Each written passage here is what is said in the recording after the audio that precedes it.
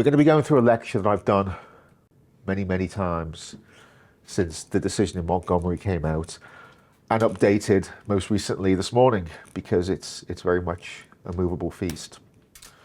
Those are the objectives that we've got for today. I want people to try and understand the basis, the ethical basis of informed consent. I'm going to revisit the decision in Montgomery, and revisit is in italics on your slides for a very specific reason that we'll come to.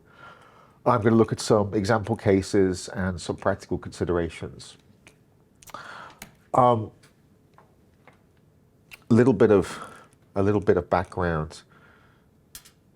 I should start by saying that this will be viewed by people from various different backgrounds, by medical practitioners for whom it's particularly directed, and by legal practitioners as well. So we'll tread a line between all of those different angles as best we can. To start with something the lawyer should know, but the clinicians may not.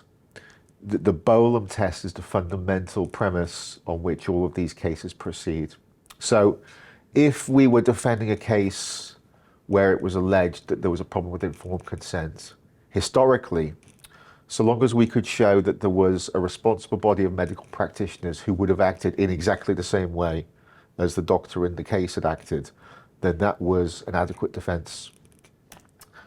There's a slight gloss on that comes from Belitho that we don't need to worry about too much, but it simply added the proviso that any professional opinion had to be logical, and if it was truly illogical, even if there was a body of responsible opinion that followed it, then that could be disregarded. And in that context, we just want to pause and think about the ethical standards that apply here. Bolam is very much all about doctor knows best. So it comes from a time when medical professionals were the gatekeepers of knowledge. And not only did they hold that knowledge, but they decided what their patients were entitled to know, what they should know in making their decisions. And they would only tell you what they wanted to effectively. The Montgomery case that we're going to come on to is really the reversal of that decision, and many people would think that's a good idea. So it's now very much from the patient's perspective. The patient holds all of the rights. They're not just passive recipients of care. And it's a doctor's responsibility to enable the patient to exercise that right in an appropriate fashion. Montgomery ought not to have been a surprise to anybody, and we'll talk about why it was, but it shouldn't have been, because the ethical premise that I've just set out there can actually be found in a lot of documents going back for a lot of years. Now, I haven't made any attempt to go all the way back historically, but just for example, I picked out a few. And I won't read them all out, but on the screen now, on your slides, you've got a statement from the GMC in 2008. And to summarize it, it's about the doctor explaining options to the patient, setting out potential risks, burdens, side effects, alternatives, and then having the patient weigh up the relative benefits and risks and decide for themselves which option they're going to pursue. It's a slightly long-winded version of the short premise I've already given you. Then in 2009, and if you have regard particularly to the red font, it's the idea of consent being a process. It's not just a one-off event. It's good practice to try and do it in advance wherever possible. And if you do it very late on in the day, then it can lead to feelings of pressure and vulnerability, and that can compromise the security of the consent that's been obtained. And then this slide is probably the most succinct and the best enunciation of the ethical principle that I've been able to find, and it is worth me reading in full. So doctors should work in partnership with their patients, listen to or respond to their concerns and preferences, give them the information they want or need in a way they can understand, and respect their right to reach decisions with you about their treatment and care. Now, when I give this lecture, as I have done many, many times to several thousand medical practitioners, I pause on this slide and I say to them, does anybody disagree with that as a statement of the fundamental ethical basis that should be, accepted by you in your day-to-day work? I say, well, put your hands up if you disagree, and nobody has ever disagreed, and that's a good thing. But then I say this to them, I say it again for the benefit of the audience today. Whenever I give this lecture to a medical practitioner or to a group of medical practitioners, I know that during the course of what I have to say, they will start coming up with exemptions and lacunas and ways around the process to not follow that statement of a letter. So what I will always do, and I won't have to do it today because we won't be taking questions, but I just flick back through the slides to that screen. And when I get a particular question that starts with, well, I don't usually tell patients about this or that, I go back to that slide and I say, well, if you agree with that slide and with that premise, you kind of are answering your own question. I have to do that quite a lot. This is a 2015 decision now, and the reason why on the first slide I said we would revisit Montgomery is because if anybody is hearing this for the first time, is hearing about Montgomery for the first time, that would be a real concern.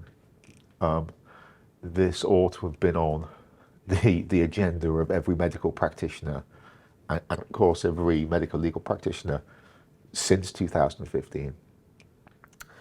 Whether it has been or not is a very interesting discussion, and we'll come to some research in a little bit, but we'll start with this case. And it concerned a child who was injured at birth as a result of shoulder dystocia and associated hypoxia. So mum was diabetic, and as I suspect many of you know, diabetic mums are at risk of having a fetus who will be overly large. And indeed, in this case, as they took the serial measurements, the baby was large for dates. Nobody ever told mum about that, all the way through the pregnancy. Now, as you may also know, a large baby creates an increased risk of a mechanical problem during delivery, effectively the shoulder getting impacted, and the baby not being capable of being delivered. That can be overcome by performing a cesarean section. So there's a problem and there's a solution. Nobody told them about the problem, and nobody discussed the solution with her. And as I say, very sadly, it came to pass that this baby was born very injured. And for reasons that I've never really understood, the case was defended and defended and defended, all the way up through the courts. And the obstetrician gave evidence, and I've got no doubt she's an extremely good doctor and gave evidence in good faith. But what she said is really disturbing when you break it down. And think about this in the context of that slide and the ethical discussion that we just had. She said that she knew that if she told mum about the option for a cesarean section, that mum would take that option. She said, in fact, she knew that probably any mum she explained the situation to would opt for a cesarean section. But then she also said, even in that context, even knowing all of that, she made the decision that it was not in mum's best interest to have a cesarean section, and therefore she didn't have the discussion. And that's the most profound demonstration of medical paternalism that you're ever likely to come across. All of the information held by the doctor, deliberately withheld from the patient, who never even had the chance of weighing in the balance the potential solution and a tragedy that then ensued. And in that context, when you look at it like that, the outcome it was really very, very obvious, and the court threw out the defence and awarded damages to the patient. And in doing so, the court change the test that will be applied in these cases. So we started off by looking at the Bolam test and this idea of the reasonable body of practitioners, and that is no longer the situation with informed consent. So on this slide, you'll see I've set out the test and I've underlined the key bits. And you can't hear this too many times, and hopefully you're not hearing it for the first time. So the idea is to look at the material risks and variant treatments. Okay. A material risk is both objective and subjective. So you have to look at what a body of patients in that situation would typically attach significance to. That's the objective element. And then, and this is really important, you have to look specifically at the circumstances of that individual patient, and you have to think, well, what else might they have attached significance to? I'll give you a specific example of why that's important in a moment. Excuse me. You can't reduce this to percentages. Now, that is a real temptation for doctors, and I see this an awful lot. There's been lots of litigation about this. People want to be able to say a 5% risk is material and anything less than 5 is immaterial. And this is what we have to discuss, and we don't have to discuss anything else. Because that's nice and simple, and you've got a point that delineates very, very clearly what you need to do. But it can't be done like that. And there was a sequence of cases all around, I think coming out of the Bristol heart surgery, but definitely to do with cardiac surgery, and the percentage kept dropping. You know, it was I think it was 5%, then 2.5%, then 0.5%. And the reality of the situation is that the percentage is always going to vary with reference to the potential severity of the outcome. So it's much more complicated with just having a figure. But also what that doesn't do is it doesn't address the subjective test. And this is a real fundamental problem with the way consent is being dealt with at the moment. It's always a subjective part that people get wrong.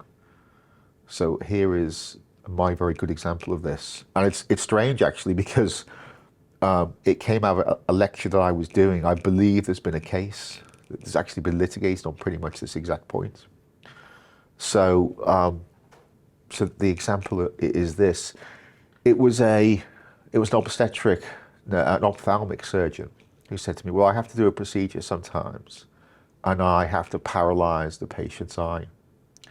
And when I do that, there is a 1 in 10,000 risk that the paralysis will effectively never reverse and the person will be rendered effectively blind in the eye.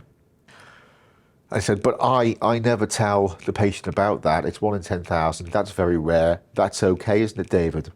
And I said two things. I said, well, firstly, go back to the slide. I'm not going to do it now, but go back to it. How is that in keeping with the ethical principle that you agreed with? Why are you withholding that information from the patient? But more importantly than that, you've only applied an objective test there. What if your patient is already blind in their other eye? Okay, so even if I accept that a 1 in 10,000 risk for a general population, it is not material because an ordinary person wouldn't attach significance to it. A person who is blind in the eye that's not being operated on may very well attach a great deal of significance even to a 1 in 10,000 risk. And that time and time again is the way that people fail. Second bullet point on this slide ought to be fairly obvious. If you simply recite a list of complex medical jargon to a patient, you are not engaged in a discussion that's going to help them make a decision. That is not adequate to form a basis for informed consent. Routinely demanding a signature on a consent form, well, I think that does happen. And it can be contextual sometimes, just thrusting a piece of paper into somebody's face and getting them to sign it again is not adequate. We'll come back to some of these issues. The final bullet point on this slide is in simply as a matter of of completion. There is a therapeutic exception to all of this, and it's kind of the second challenge I give to the clinicians when I speak to them. The first one is the slide, put your hand up if you disagree. The second one is this: I'll buy you lunch if you can come up with a genuine therapeutic exception.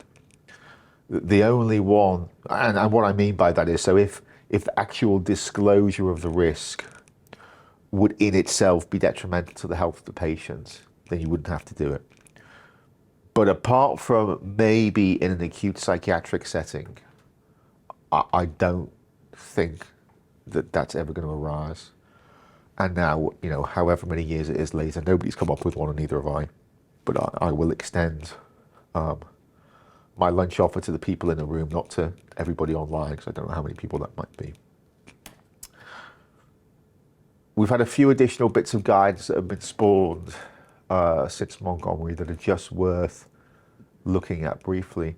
So for cosmetic surgery, since June 2016, the GMC have said that you cannot delegate responsibility for obtaining informed consent. The surgeon has to do it themselves.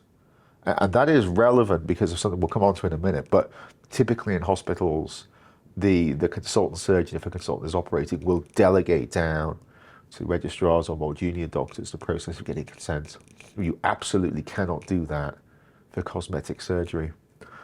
There's a requirement to ensure that risks are not trivialized. I'm surprised that that has to be specifically stated, but it has been. What is interesting here that everybody should bear in mind is what we mean by cosmetic surgery.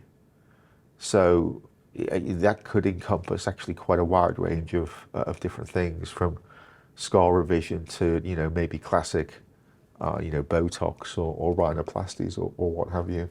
I think it's much wider potentially than they think it might be. And the next piece of guidance is from the Royal College of Surgeons, again in 2016. This is quite controversial and not very well followed by hospitals. I'll read it in full. So it says that the person taking consent, so it assumes a delegation, should be suitably trained and qualified to provide the treatment in question and have sufficient knowledge of the associated risks and complications and alternative treatments available. Trusts have to be very careful that they're complying with this, because a lot of them aren't.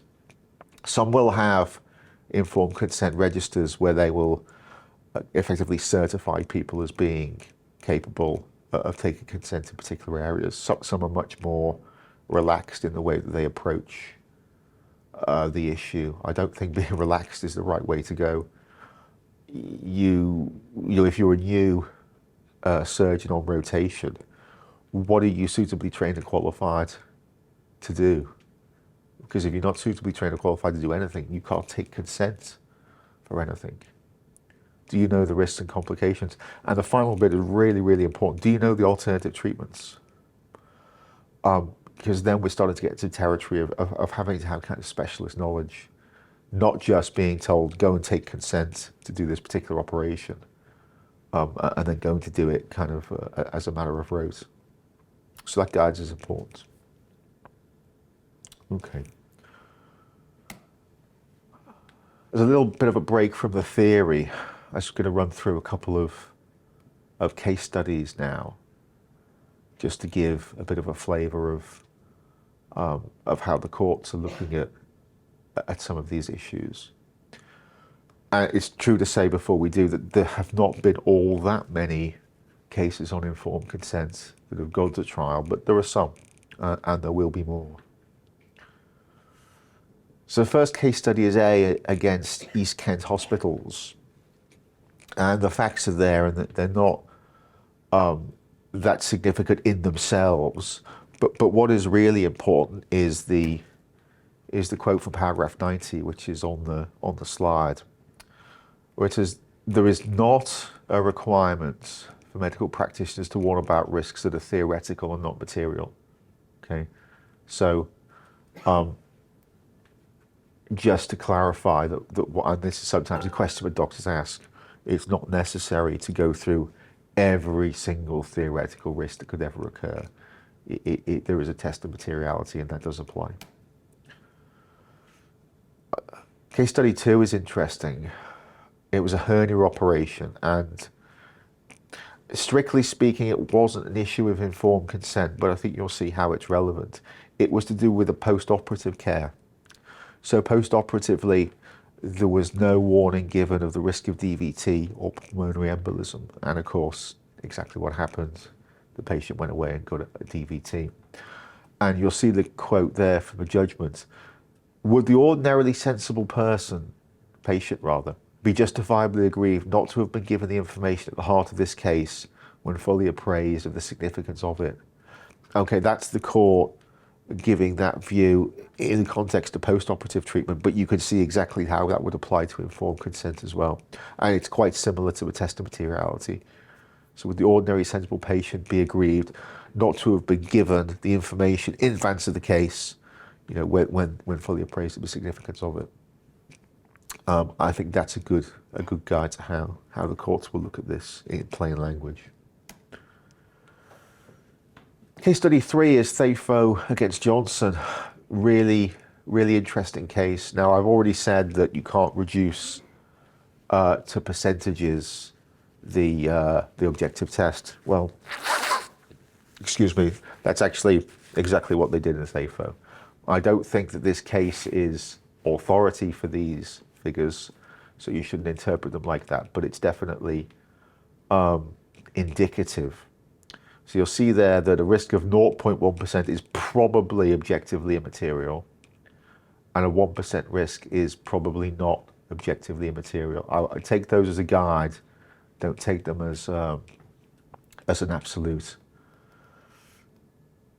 The first couple of bullet points that I've skipped over there, I think the first one is the most important, just to give you an idea of the kind of things that the court agreed should be taken into account as part of the subjective test. So the severity of the condition, the patient's stoicism, the fact they need to go to work, a recent life event such as a bereavement. You can add to things like that. You can add to that things like they're a carer for somebody else. So, a period of immobility, for example, to them might be much more significant than it would be to somebody else. So you really start to see that in the ordinary course of events, you can't take informed consent in a couple of minutes. You have to take it in a way which allows you to really get to know the background of the patient. And that's difficult and problematic, but it's definitely what the court expects. No doubt here, it was definitely negligent to fail to mention a 5% risk of worsening the problem. This is a case about a back injury, by the way. And the real problem with the case was that it was accepted that there was a better than 50% chance if they just have done nothing within the course of the year, the patient would have got better. So with no medical treatment at all, just leaving the back pain alone. In fact, they operated and the operation carried with it a risk of making everything worse.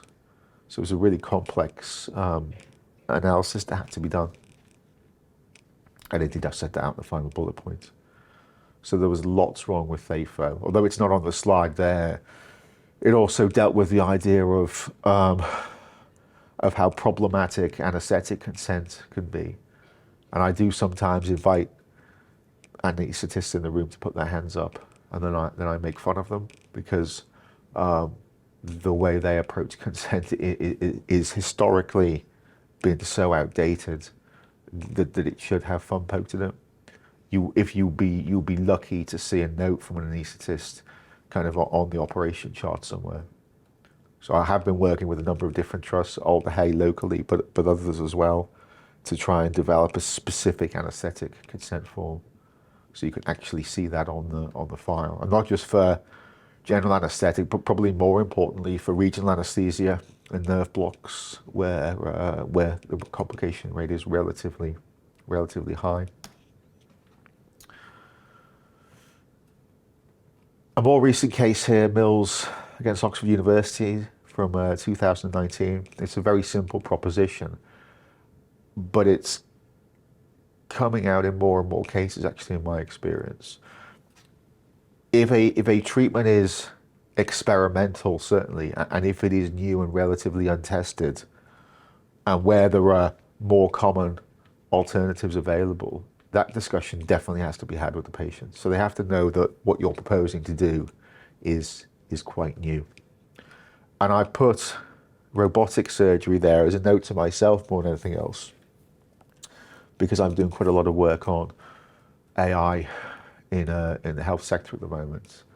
And I came across a very, very interesting inquest from Newcastle.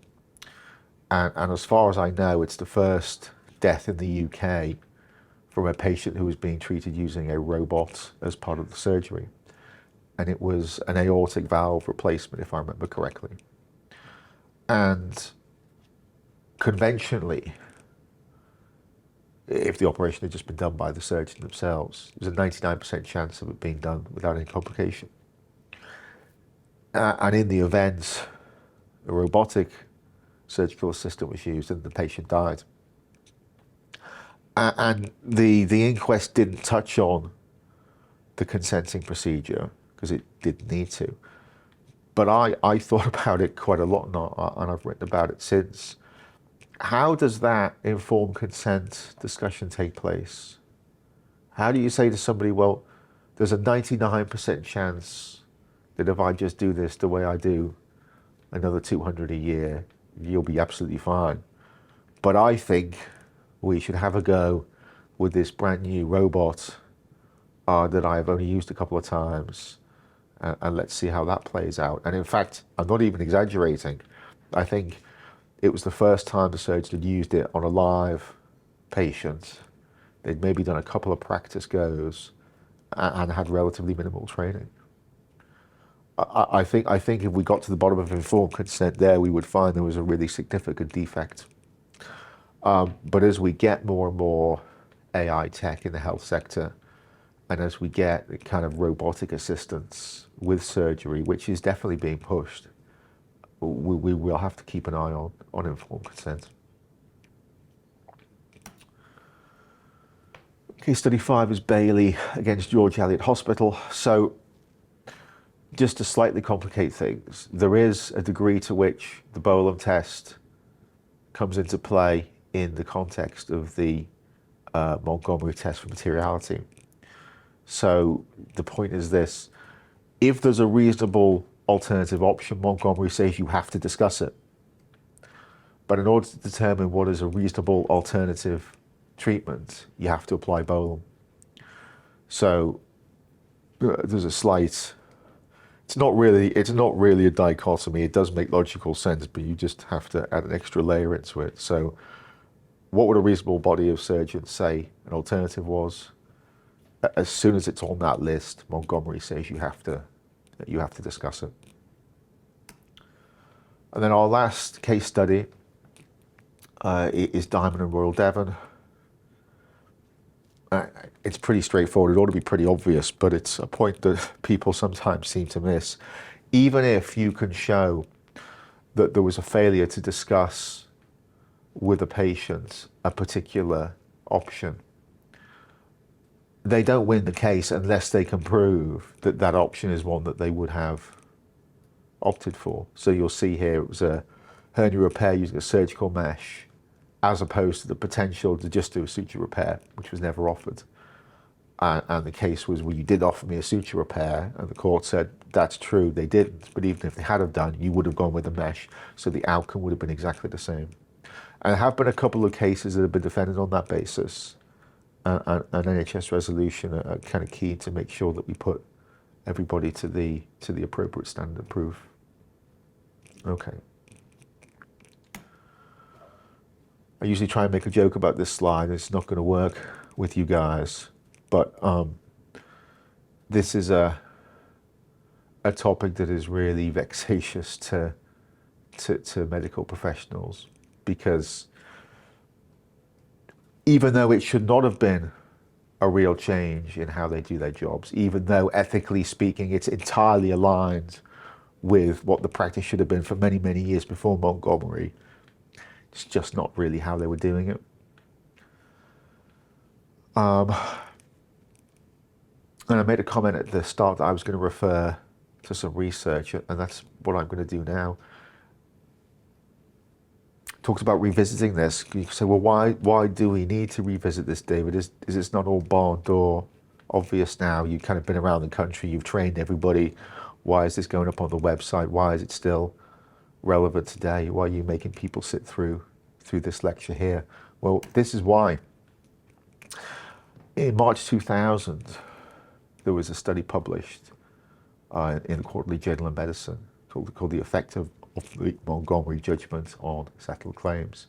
And you'll see there in red. So the rate of increase in clinical negligence claims generally is a steady constant. But consent cases are now increasing 4 times as fast as any other type of case. And in fact, there's a 10-fold increase in cases where consent is an ancillary issue. Okay? Now, remember when the judgment in Montgomery took place, and remember your standard limitation period, which is 3 years. If we're in March 2000 and we are still seeing an exponential increase in consent cases, those cases post-date the change of the law in Montgomery. This is an ongoing problem. Doctors are still failing to get to grips with this, and that's still continuing today. You go out, you speak to people, and it's carried on and on and on since then. Every day now, I mean, I don't know if anybody's updated those figures, but every day now we see consent being pleaded at least as an ancillary part of a case, because it's perceived as a relatively easy way of getting home. So some practical issues. You can't just do this as a tick box exercise. You can't construct a list of every single potential side effect and just run through it and tick it. It doesn't work. I've given a note here to myself to talk about a wrongful birth case to explain why it doesn't work. And that case is this. So a wrongful birth claim is one where the parents effectively say, had we known what we should have known, we would have had a termination and this child would never have been born. What happened in this case was an Iranian lady and her family moved to the country. They already had one child. She was pregnant with her second child. And she went through the usual antenatal process. She says that she was not offered antenatal screening for Down syndrome. And she went on and had a child with Down syndrome and a very, very severe form of Down syndrome. Now, we went back to the medical records and to the obstetric clerking notes, and they showed effectively through a series of tick box screens on an electronic form that she had been offered screening. She'd been given an information leaflet and she declined the screening. So we had that. And in fact, we went further because the record system which had been used to create that had been decommissioned. It was in an archive. So we got it out of its archive. We had a forensic team go back and look at it and prove, using the metadata, that it had not been changed since, that those entries were contemporaneous to the time of the appointment. So during the appointment, with the lady in the room, we know for a fact that the midwife checked a box to say offered antenatal screening, then selected from a drop-down box, declined, and ticked another box to say that she'd given out an information leaflet. And we lost that case at trial. That was worth about £5.5 million. And you could quite properly say to me, what more could we possibly have done in that situation? And that is, in fact, pretty much what we said to the judge. You know, what more could we have done to prove to you that this happened? Because, of course, the lady said it didn't. And in fact, we said, well, if you find that it didn't happen, you really have to say this midwife is lying. And he said, no, I don't have to do that. And in fact, I don't even really have to give you an explanation. But what I will say is this. The decision not to have the antenatal screening was so strange, and I'll come back to that, that it warranted not just somebody ticking a box, but somebody actually having a discussion with mum to make sure that's what she really wanted and making a written note in the record. Now, the point I said I'd come back to, he's quite wrong. He was quite wrong. A lot of women turn down antenatal screening for a whole host of reasons. It's just not that unusual. But whichever way you look at it, his point, and the point that we have to take forward is, just ticking a box is not going to be sufficient for anything that's in any way against a recommendation, slightly out of the ordinary, likely to attract attention. There's going to have to be a facility to put a little bit more of a note in than that. I said a couple of minutes ago that kind of medical professionals really hate this because it's such a hard process. And they will say, well, this takes more time than we've got. We don't have enough time in consultations to do this. And they're absolutely right. And I'm afraid what I say to them is this. I say the Supreme Court doesn't care. It just doesn't care that you don't have enough time. This is the standard, and it's not going to change. This is a Supreme Court decision, and we're stuck with it. The court actually said, well, if you just spent more time doing informed consent, you wouldn't have to spend so much time in court dealing with the consequences of not getting informed consent, which is just obvious nonsense, but that was their position. I more or less covered that bullet point. It's very clear that you have to explain things in a way that can be understood, otherwise you may as well not have done that at all. The example of watch and wait in rectal cancer. This is really interesting. It's a really contemporaneous example of how the medical profession is struggling to get to grips with this. So I've been invited to speak to the International Colorectal Conference over in Wirral somewhere. And I was invited to talk about Montgomery consent, and I gave them a very similar version of this lecture to the one that I've just given. And I went away and I got an email, a phone call within just a couple of days from somebody who is a local colorectal surgeon, so that's in Merseyside. And they said that they were aware of research that said it's not always necessary to operate and do a resection for rectal cancer straight away. There's other ways of handling it, including kind of a conservative watch and wait, and you can intervene later surgically with the same outcome, but thereby reducing some of the potential complications. But he said, even though there's research out there, the local MDT does not even tell patients about that option. So if you're a local rectal cancer patient, you get referred to the MDT, the only choice you get is surgery. That's it. It's not just that they recommend surgery, they will not even tell you about this other research that exists effectively about an alternative treatment. And I got dragged into a hell of an argument that went on for months and months and months. But it really demonstrated the problem here. People believe very passionately that their perspective on the appropriate medical treatment is the one that should be followed. And that patients are not served by doing anything other than their preferred course. But you've got to go back to that slide. You've got to think about the ethics of all of this.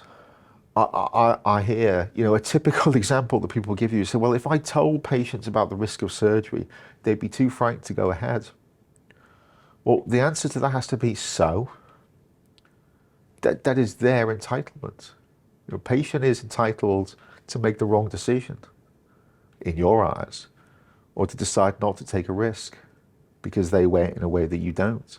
It's very clear that that's the case. It's the case ethically and it's the case legally. And that whole MDT situation is a real example of how that is being problematically interpreted. And that's why we saw in 2000, we've continued to see since, this ongoing problem with consent cases. What you ideally would have wanted to see is that they drop off completely, because we really get switched on with how we take consent. Goes without saying that we need to take proper records, we need to keep proper records. It goes without saying, I hope, that what we write has to be legible. The idea of consent being verified on the day of surgery, we all know that. That's a very obvious bit of information on that slide, so I'm going to not spend any more time on that.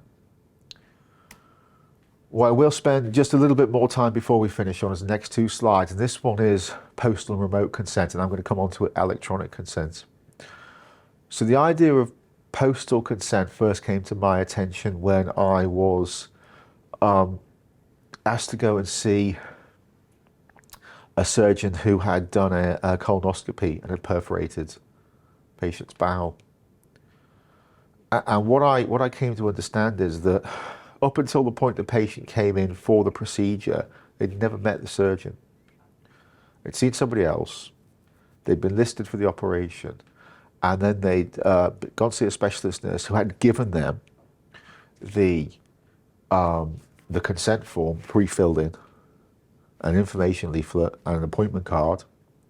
So go away, read all of that, and bring it back signed on your appointment date. None of that involved any kind of discussion, any attempt at a subjective interpretation of the patient's needs. And I looked into it more and more, and it became quite apparent that the way that the profession is trying to deal with the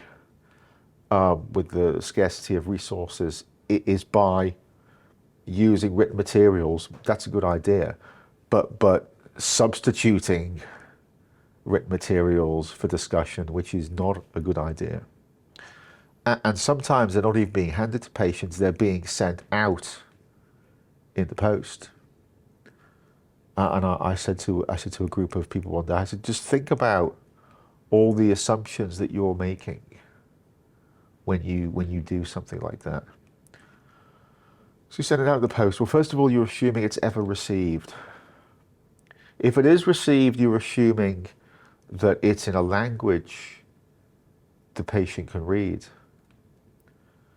If it is in the right language, you're assuming that it's to a kind of grammatical, educational standards that they're capable of reading. And bear in mind, the statistics are really shocking. 50% of people in this country are not educated to grade C GCSE English equivalent. And below that level, it goes all the way down to complete illiteracy. It's a huge number of people who are not going to be able to access written documentation. Well, even if they can read the language and it's written to an educational standard that they can understand, you're assuming they've read it. So that sequence of assumptions renders the process completely useless in court. Because effectively all you'd be saying is, well, Judge, I put something in the post. Can you even prove you put it in the post?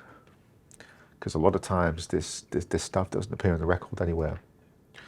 So in red on that slide, you'll see I've put what I think is the only way of salvaging this process. And I have been working with various different hospitals, and we've incorporated this into some of the consent forms. So as a minimum, the consent form should, in my opinion, record a number of things. It should record, and the patient ideally will annotate the form themselves to indicate this and sign it, so that they've received and read and understood the literature, and then most importantly, that they've been invited to raise any concerns that they've got about the documents they've received. Because that's the only way that I can come up with of trying to put the responsibility back onto the patients a little bit. So if I ask you, have you got any questions about this? And you say no, then I'm entitled, I think, to assume that you've understood it. And if you haven't, how am I to know? I asked. That's I think the best that we can do. So we're doing that in some of the hospitals I've been working with. We're not doing it across the whole country. And then we're getting towards the end now. Electronic consent. So it's being rolled out nationally, but almost unbelievably on an entirely idiosyncratic and local level. Even in Liverpool, as an example, I've been approached by pretty much every single hospital individually, or with their own different system for obtaining electronic consent. The idea that this hasn't been done across the whole NHS is just crazy. And if not the whole NHS, at least regionally, but it hasn't been. So we're going to be faced with having to disentangle a load of isolated processes. If you go around to the bedside with an iPad, and that's how you're going to get consent, you think about kind of the way people use iPads, the tendency, and it's true to say in the processes I've seen, it's towards them being very formulaic. It's very much objective. So it might be it's a pre-populated list of potential side effects. So scroll through these and then use this pen to try and write your name, although it will be indecipherable to say that you've read it. Okay. What about the subjective test? Got to keep coming back to this. When you're speaking with medical professionals are kind of cascading down the training, this is the point that people have to keep hammering home. Where do you record that on an iPad? Are you going to have one of those pens? Is there going to be a free text box? Because there hasn't been on anything that I've seen so far. If you go back to my wrongful birth case, when somebody turns down a part of the procedure that you think is unusual, where are you going to record that you've had a discussion? If there's no paper record, where is that going to be documented? A lot of people don't seem to have thought about that. So this is where we're going to be heading over the next few years, is dealing with informed consent in the context of electronic consent. I've touched on this in the context of THAFO, I think, when I talked about anaesthetic consent. And indeed, I recall that's where this bullet point comes from. But the point is this. You will typically have two consenting discussions, the primary discussion, and then on the day of surgery, you will just try and make sure everything was understood and there's no final questions. If you then introduce additional complications and risks, that's not good enough. And that's why anaesthetic consent is problematic, because it is typically done on the day of surgery, when there's no adequate time and space for a sensible dialogue to occur. So here is my last slide, and I really like this slide. I like doing this bit every single time. This slide is wrong. So when I first decided that I was going to go around and do a sequence of lectures on Montgomery, I asked a junior colleague to sketch me out some slides, and this was one of them, and it was wrong, but I thought it was really pertinent, and I kept it in this form so I could say this. What it says is, have you given enough information so that you as a doctor are not acting negligently and are giving protection to the patient's right of autonomy? Okay. Can we just take out the bit about not acting negligently? Because that's so complicated. Like, we're now 53 minutes into this, and most of the time I've been talking about how you define negligence in the context of various different scenarios and what it means and how it's broken down and what's the history of the test and what are the exemptions. If we just went back to the slide that I keep reminding you about, we would just say this: have you given enough information so that you as a doctor are giving protection to the patient's right of autonomy? And if that's what they did, then there would have been no need for me to speak at all.